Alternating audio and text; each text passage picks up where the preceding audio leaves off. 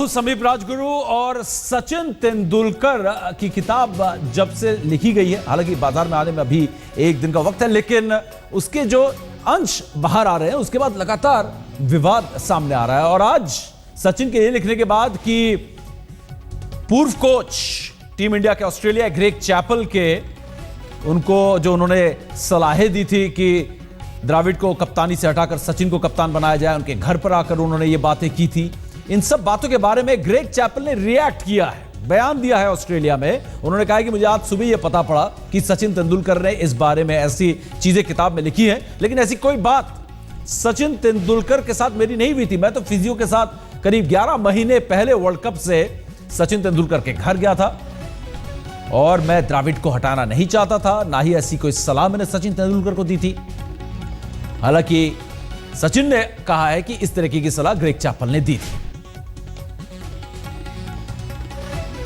तो यह सवाल यहां पर उठता है कि कौन सच बोल रहा है। ऐसे में ग्रेग चैपल का कहना है कि कहीं ना कहीं सचिन तेंदुलकर झूठ बोल रहे हैं, किताब में जो लिखा है वो गलत है। सचिन का कहना है कि राहुल द्रविड़ को हटाने की सलाह कप्तानी से कोच ग्रेग चैपल ने दी। और दूसरी जो बहुत एक सनसनीखेज इस बात किताब में लिखी गई है वो ये कहा है कि मैं यानी कि ग्रेग चैपल और सचिन तेंदुलकर आगे जो है, आगे का वक्त जो है उस पर वो पूरा उनका दबदबा होगा और आगे जो है भारतीय क्रिकेट में वो राज करेंगे। तो ये बात जब सामने आई है तो ग्रेग चैपल के लगता है कि पसीने छूट गए हैं और उन्होंने ऑस्ट्रेलिया से जो बयान दिया उन्होंने कहा कि इस तरह की कोई बात नहीं हुई और मैं फिजियो के साथ गया था। तो कई प्रतिक्रियाएं आई हैं जिन्होंने सचिन तेंदुलकर के साथ क्रिकेट खेला, जो सचिन तेंदुलकर को जानते हैं, जो ग्रेग चैपल के कोचिंग में उनकी टीम का हिस्सा थे, और हमारे साथ हमारे क्रिकेट एक्सपर्ट जो कि सचिन तेंदुलकर के कोच भी रहे हैं, इस वक्त हमारे साथ स्टूडियो में भी है मदन जी हमारे साथ है। मदन जी स्वागत है। लेकिन पहले ये बयान दिखाते हैं। उन्होंने कहा कि मेरी उस वक्त सचिन के साथ मुलाकात नहीं हुई थी जिस वक्त के बारे में किताब में जिक्र किया गया है। जिस वक्त का जिक्र है मैं उससे करीब 1 साल पहले सचिन के घर गया था जब वो चोट से रिकवरी कर रहे थे कंधे की, और 2 सपोर्ट स्टाफ के लोग भी थे। मुलाकात बड़ा अच्छा गुजरा। इस दौरान कप्तानी के बारे में कोई बातचीत नहीं हुई और मैंने द्रविड़ को जिम्मेदारी से हटाने की कभी कोई बात ही नहीं की और ना ही सचिन को इसमें शामिल किया। एक बार फिर आप ये बयान देखेंगे पूरा, मैं आपको ये लगातार बयान दिखाता रहूंगा। तो ग्रेग चैपल के इस तरीके के बयान 2005 में ऑस्ट्रेलिया के कोच बने। हालांकि सौरव गांगुली उनको लाने में एक बहुत बड़ी भूमिका निभाई थी। उम्मीद है कि सौरव गांगुली फोन के जरिए हमारे साथ जुड़ेंगे, लेकिन सौरव गांगुली को भी उन्होंने कह दिया था कि वो अगर क्रिकेट खेलना चाहते हैं तो फिट हो जाए और इस तरीके से वो क्रिकेट नहीं खेल सकते। फिलहाल हर सीनियर खिलाड़ियों को, टीम को पूरा उथल पुथल मचा दी थी। फिलहाल मदन जी एक प्रतिक्रिया आपसे ले लें इससे पहले कि हमारे साथ सौरव गांगुली भी जुड़े इस पूरे मुद्दे पर। सारी प्रतिक्रिया हम आपको दिखाएंगे कि वीवीएस लक्ष्मण का क्या कहना है, हरभजन सिंह का क्या कहना है, या सौरव गांगुली का क्या कहना है, मदन जी का क्या कहना है इस पूरे विवाद के बारे में। ग्रेग चैपल का कहना है कि इस तरह की कोई बात नहीं, यानी कि वो कह रहे हैं कि सचिन जो है वो झूठ बोल रहे हैं। नहीं देखिए, ये तो हमें सबको मालूम है कि 2005 से लेकर 2007 तक इंडियन टीम का सबसे वर्स्ट बेड़ा गर्क हो गया था टेन्योर रहा है ग्रेग चैपल का। क्योंकि बाकी सच और झूठ की अगर आप बात करें तो यहाँ मैं समझूंगा कि सचिन बिल्कुल सच बोल रहा है, क्योंकि इतनी बड़ी बात लिख देना किताब में वो सच ही हो सकता है। और जैसे हम सचिन को जानते हैं, जैसे उनकी छवि है, उसको देखते हुए जैसे उन्होंने क्रिकेट खेला है ऑनेस्टी से और डिग्निटी से, और उसको देखते हुए मैं समझता हूँ कि सचिन ने जो भी लिखा है उस बुक में वो सच है। बाकी जो और सचिन को आप बहुत करीब से भी जानते हैं, आप बचपन से देख रहे हैं, क्या आप कोच रहे हैं, सिलेक्टर रहे हैं। 1 साल रहा हूँ सचिन के साथ। देखिए वो एक ऐसा इंसान था जो बहुत कम बोलता था। सचिन सच बोल रहे हैं, ये मदन जी का मानना है। जितना सचिन तेंदुलकर को मदन जी ने देखा है, जाना है, पहचाना है, टीम इंडिया के सिलेक्टर रहे, सचिन के कप्तानी के दौरान कोच भी रहे, और इस तरीके से सचिन को बहुत नजदीक से मदन जी यहां पर जानते हैं। और साफ है यहां पर कहीं ना कहीं पूर्व coach, Australia coach Greg Chappell के पसीने छूट रहे हैं। कई विवादास्पद मामले सामने आ रहे हैं और ग्रेग चैपल के दौरान, कोचिंग के दौरान हरभजन सिंह इतने सीनियर खिलाड़ी नहीं थे। सीनियर खिलाड़ियों को तो परेशान किया क्या, जूनियर खिलाड़ी भी जो थे वो भी परेशान थे। और कप्तानी की अगर बात करें तो किस तरीके से ग्रेग चैपल ने वर्ल्ड कप में उथल पुथल मचाई थी, हमें आपको याद दिलाने की जरूरत नहीं है। रॉबिन उथप्पा और सौरव गांगुली से ओपन करा के सचिन तेंदुलकर से उन्होंने तीसरे चौथे नंबर पर बल्लेबाजी कराई, जिसके बारे में लगातार सचिन बोलते रहे कि मुझे ओपनिंग कराओ, लेकिन ग्रेग चैपल ने ऐसा होने नहीं दिया। पूर्व कप्तान सौरव गांगुली का क्या बयान है इस पूरे मुद्दे पर, वो आपको सुनाते हैं। Yeah, that's a true fact, though, and I'm happy that Sachin has written the true facts of that period. A lot of things were written. I lost my captaincy, and obviously then I came back and played again for India. But the circumstances in which those situation happened was not very good. But that's past. That's a long way behind, and I'm very happy that somebody as big as Sachin, somebody with Sachin's credibility, has spoken about it and addressed the issue. I'm sure there are a lot more things which will be on Greg Chappell in this book, and I'm really looking forward to hear that. I wish someday I could tell my side of the story, right from the tour of Zimbabwe and for the next 1.5 years, but that could keep the news going on for the next 2 years. So I've restrained myself from doing that, but it's great to see that Sachin has spoken the truth in the book.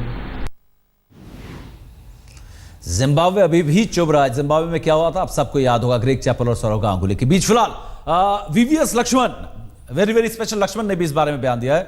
आइए जानते हैं कि क्या सोच है VVS Lakshman की। And I still remember in 2006 when I was added for the last one-day game in South Africa and then for the Test series. I remember when I went to South Africa, probably the most negative dressing room I ever have come across. You know, there was a lot of tension within the dressing room, and it was unnecessary. You know, there was a divide created between the seniors and juniors, and I always believed that cricket team is like a family. Madan ji, जिस तरीके के बयान अब इस golden generation से आ रहे हैं और जिस ऑनेस्टी के साथ और जितने अच्छे स्टूडेंट ये गेम के थे, इनके हर बयान को बहुत गंभीरता से लेना पड़ेगा। ग्रेग चैपल के दौर में जो हुआ, शायद वो भारतीय क्रिकेट के इतिहास में सबसे बुरे दौर में से था। वो जिस तरीके से टीम को मैनेज किया गया, और ऐसी टीम को जो शायद भारतीय क्रिकेट इतिहास की सबसे बेहतरीन टीम में से एक है। क्या बिल्कुल ठीक है, क्योंकि देखिए ये जो जितने भी हरभजन सिंह, लक्ष्मण और सौरव जो के बात कर रहे हैं, क्योंकि ये सबसे ज्यादा नजदीक थे, उनके नजदीक मेरा टीम के अंदर थे, तो जो बातें हुई हैं वो इनको सबसे ज्यादा मालूम होगा। पर ग्रेग चैपल एक ऐसे कोच थे जो हमें देखने को मिला, वो डोमिनेट करना चाहते थे। ये भी बात सच्ची है कि वो बैटिंग को, जो लक्ष्मण ने कहा कि ऊपर नीचे करना चाहते थे। एक बार लक्ष्मण से ओपन कराना चाहते थे। हाँ, ओपन कराना। आपको याद है कि एक बार सचिन को उन्होंने एक टूर के ऊपर वनडे क्रिकेट में नंबर 4-5 पे भेजना शुरू कर दिया था। तो ये कर रहे थे वो, और जिससे कि टीम जो थी बहुत ज्यादा अनसेटल थी। अनसेटल जब टीम होती है तो रिजल्ट जो है इतने अच्छे नहीं आते। पर मेरे विचार में ये जो है कि ये जो हुआ है, ये सचिन ने जो कहा है बिल्कुल सही कहा है। और क्योंकि जितने भी खिलाड़ी जब वर्ल्ड कप में आप दूसरे मैच से बाहर आ जाते हैं, कुछ ना कुछ तो इतनी हमारी बुरी टीम नहीं थी जब वर्ल्ड कप 2007 में खेलने गई है, तो कुछ ना कुछ जरूर होगा, टीम में अनसेटल होगा, जिससे कि प्लेयरों को काफी परेशानी होगी कोच से। बहुत बड़ी सीख लेने वाली बात है यहाँ पर जो बातें सामने आ रही है। मास्टर ब्लास्टर जो कि शायद इस सदी के ऐसे खिलाड़ी हैं जिनकी तुलना किसी से नहीं हो सकती, डॉन ब्रैडमैन के अलावा, उनकी किताब में लिखा गया है। तो ग्रेग चैपल ने भारतीय क्रिकेट का क्या बेड़ागर किया, ये बताने की फिलहाल हमें जरूरत ही नहीं है। कितना बड़ा विवाद था और कितने चुप रहे और कितने उन्होंने परिपक्वता दिखाई, मैच्योरिटी दिखाई और चुपचाप उस दौर को निकालते लेके भारतीय क्रिकेट को आगे लेते हुए गए। हम आपको सुनाते हैं कि राहुल द्रविड़ द वॉल का क्या कहना है इस विवाद के बारे में। Look, I mean, firstly, I haven't read the book. I mean, it's hard to, just go on bits and pieces that we're picking up on the media. So once I've read the book and, had an opportunity to see it, then I'll be in a better position to maybe comment on it, or actually, feel if I really do need to comment on it.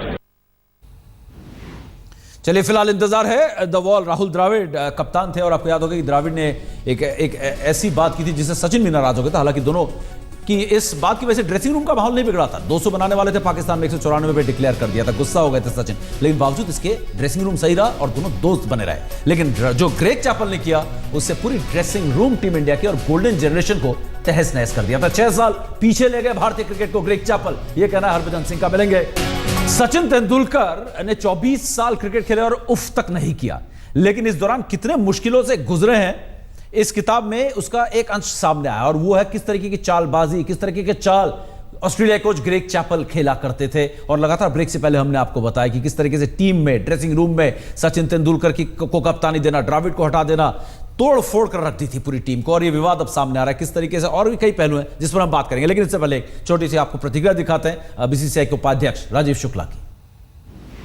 Greg Chappell से इन लोगों की बहुत कुछ जो senior player से नहीं बन रही थी, और इस तरह की बात उन दोनों मुझे याद है कि सचिन ने मुझसे भी शेयर की थी।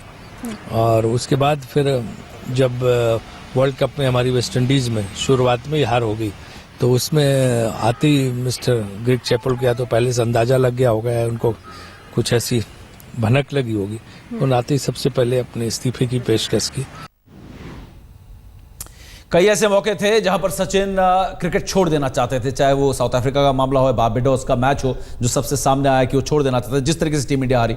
लेकिन जो बातें मदन जी ग्रेग चैपल के बारे में सामने आती है, क्या सीख ली जा सकती है? किस तरीके का माहौल था उस समय क्रिकेट में, कितनी मुश्किल से गुजर रहे थे? और सीनियर खिलाड़ी हम कह रहे हैं, वो सीनियर खिलाड़ी नहीं थे बल्कि उस समय के टीम इंडिया के सबसे बेहतरीन खिलाड़ी भी थे 4-5, जिनको ग्रेग चैपल ने टारगेट किया। एक तरह से कहा जा सकता है कि किस तरीके से जो अच्छे खिलाड़ी उनको बाहर कर दिया जाए। जब टीम जीतती थी तो बस में चढ़ते थे, सबसे पहले मीडिया से इंटरेक्ट करते थे, हारते थे तो खिलाड़ियों को सामने कर देते थे। तो ये सारी चीजें क्या है, मतलब कितने खिलाड़ी की हालत क्या रही होगी? क्योंकि मदन जी आप भी उस ड्रेसिंग रूम का हिस्सा रहे, एक खिलाड़ी के तौर पर, एक कोच की तरह भी। देखिए, जैसे जब ग्रेग चैपल ने जैसे हैंडल किया, जैसे सीनियर खिलाड़ियों को पीछे पड़ गए थे, उसका ये मतलब है कि वो एक दो खिलाड़ियों को निकाल कर अपना डोमिनेशन करना चाहते होंगे वहां और राज करना चाहते थे, जैसा कि सचिन अपनी किताब में साफ लिखा है। उसके उनके हिसाब से जो है टीम चले। पर टीम को देखिए मैनेज करना ही सबसे बड़ा आर्ट होता है। और मैं एक और बात यहाँ क्या कहना चाहूँगा, ग्रेग चैपल इतने पॉपुलर कोच नहीं रहे, चाहे वो ऑस्ट्रेलिया में कहीं उन्होंने जहाँ भी उन्होंने जो कोचिंग की है। पर यह है कि देखिए एक और प्रतिक्रिया आती है कि सचिन ने उस समय क्यों नहीं बोला। सचिन ने देखिए उस समय बोलना बड़ा मुश्किल होता है, क्योंकि आपके कॉन्ट्रैक्ट होते हैं कि आप प्रेस में नहीं जा सकते, और आपके कुलीग हैं आपके साथ, उनके देखिए उनके बारे में बोलना ये मेरे को कहते थे। तो टीम में थोड़ा सा वो जो एटमॉस्फेयर होता है वो खराब होता है। सचिन के कैरेक्टर के बारे में और भी हमें पता चलता है कि उफ तक नहीं किया, इतने मुश्किलों से गुजर रहे थे, उन्होंने नहीं बोला कि मुझे इतनी तकलीफ है। और ना ही बाकी खिलाड़ियों ने शिकायत की मदन जी ग्रेग चैपल के बारे में। उस समय सब क्रिकेट खेलते रहे हमारे स्टार खिलाड़ी, और देखिए ग्रेग चैपल को झेलते रहे।